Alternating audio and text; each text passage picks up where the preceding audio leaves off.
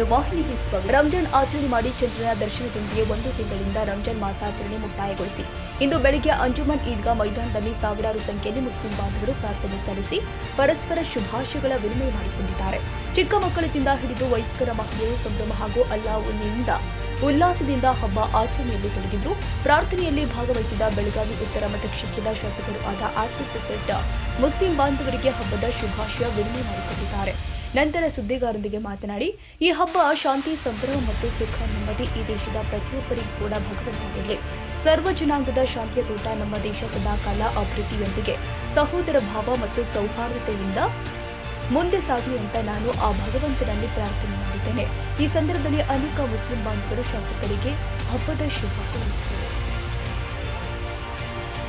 ತಾಜಾ ಸುದ್ದಿಗಾಗಿ MTV news 24x7ಗೆ subscribe ಮಾಡಿ ಮತ್ತು ಬೆಲ್ ಐಕಾನ್ ಅನ್ನು ಒತ್ತಿ. ತಪ್ಪದೇ ಲಿಂಕ್ ಶೇರ್ ಮಾಡಿ.